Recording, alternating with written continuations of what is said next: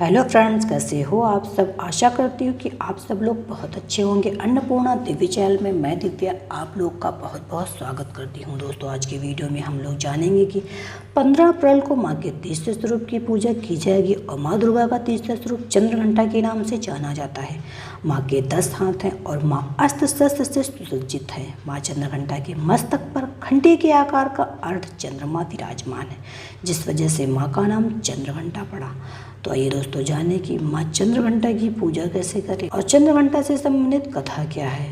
तो आइए दोस्तों वीडियो को शुरू करते हैं। माँ चंद्रघंटा शेर पे सवार रहती हैं और इनके पूजा में उपासक को सुनहरे या पीले रंग के वस्त्र पहनने चाहिए और माँ को केसर की खीर और दूध से बनी मिठाई का भोग लगाना चाहिए।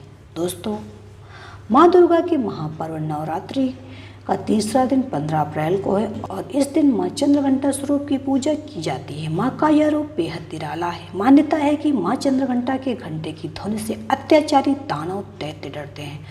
मस्तक पर घंटी का आकार अर्धचंद्र धारण किए हुए माँ दुर्गा का यह स्वरूप परम कल्याणकारी और शांति प्रदान करने वाला है। यही कारण है कि माँ को चंद्रघंटा के नाम से पुकारा जाता है। 10 भुजाओं वाली माँ का वाहन सिंह है। तो आइए दोस्तों जानें कि माँ की पूजा कैसे करें। नवरात्रि के तीसरे दिन माँ चंद्रघंटा स्वरूप की विधि विधान से पूजा करने के बाद माँ को सिंदूर, अक्षत, गंध, धूप और पुष्प अर्पित करें। माँ चंद्रघंटा को चमेली का पुष्प प्रिय है। माँ को पुष्प अर्पित करें, दुर्गा चालीसा का पाठ करें और माँ की आरती करें।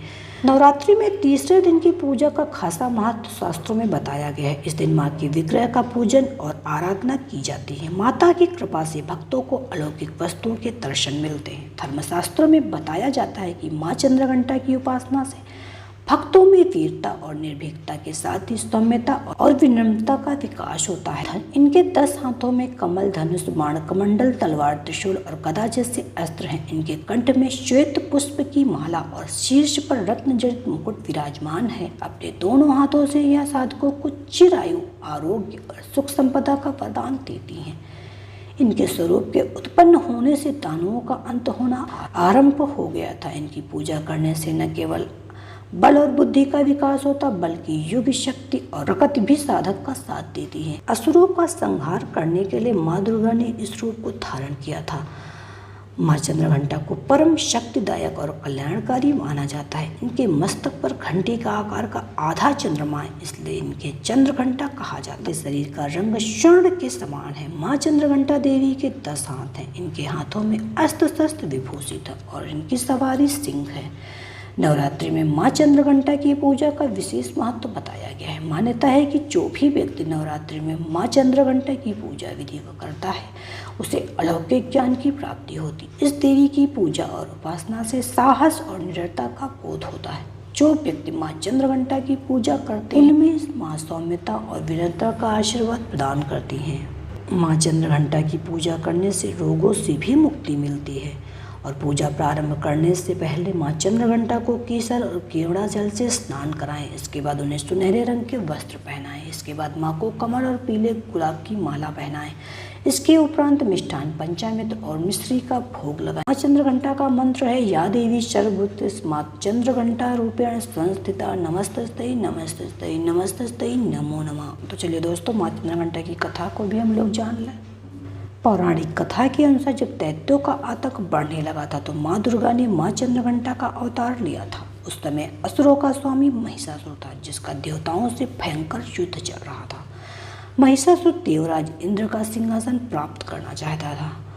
उसकी प्रबल इच्छा स्वर्गलोक पर राज करने की थी। उसकी इस इच्छा को जानकर सभी देवता परेशान हो गए। इस समस्या से निकलने का उपाय जानने के लिए भगवान ब्रह्मा, विष्णु और महेश के सामने उपस्थित हुए।